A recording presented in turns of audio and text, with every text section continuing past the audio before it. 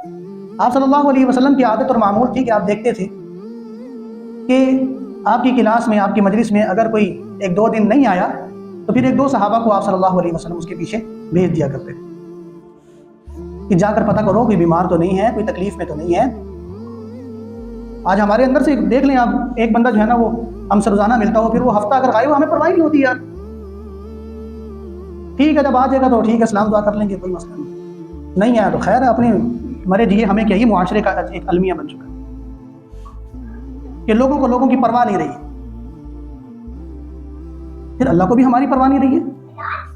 अल्लाह ने फरमाया अल खल्क़ु अयालुल्लाह, मखलूक मेरा कुंबा है, जो मेरे कुंबे का ख्याल करेगा मैं उसका ख्याल करूंगा, जो मेरे कुंबे की परवाह करेगा मैं उसकी परवाह करूंगा, और जिसको अल्लाह के कुंबे की परवाह नहीं है फिर अल्लाह को भी उसकी परवाह नहीं।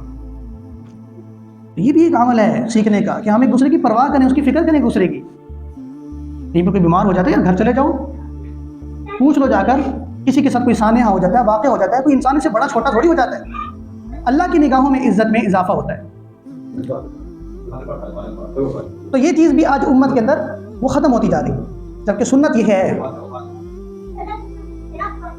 सुन्नत तरीक़ा यही है।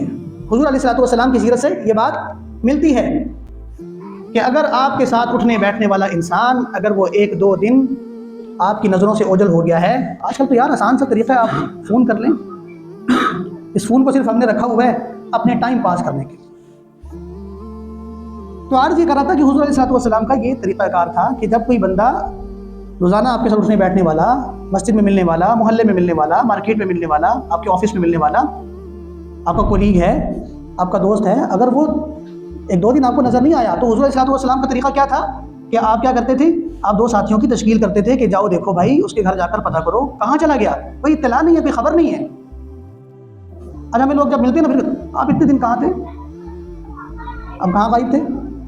अब वो किसी मुसीबत में होकर आया है, किसी तकलीफ में होकर, वो तकलीफ बयान करना भी फिर उसके लिए मुश्किल होता है, वो सारा फिर बायोडाटा उसको निकाल के दिखाए, हाँ जी मैं इस तकलीफ में मुब्तला था इसलिए मैं इतने दिन आपको नजर नहीं आया। सीखने की चीज़ है। मैंने फरमाया ना कि हमने सुन्नत के मुताबिक ज़िंदगी गुजारनी है, और ये सुन्नत है हुज़ूर अलैहिस्सलाम की ज़िंदगी की। अजीज़ व अकारिब जो आपके खूनी रिश्ते हैं वो तो बहुत ही ज़्यादा करीब है ना, उनको तो आपने रोज़ाना पूछना है, माँ को पूछना है, बहनों को पूछना है, भाइयों को पूछना है, भतीजों को पूछो, भांजियों को पूछो, भांजों को पूछो, शादीशुदा बेटियां हैं उनको पूछो, उनके हाल अहवाल लो, किस हाल में हैं, किस तरह से ज़िंदगी गुजार रही है, कोई कमी, कोई उनकी ज़िंदगी में तो नहीं है, कोई मुश्किल तो नहीं है। हम उस मुश्किल को, उस तकलीफ को दूर करने का ज़रिया बने। तो आपने उस नौजवान सहाबी के ना पीछे 2 सहाबा को भेजा।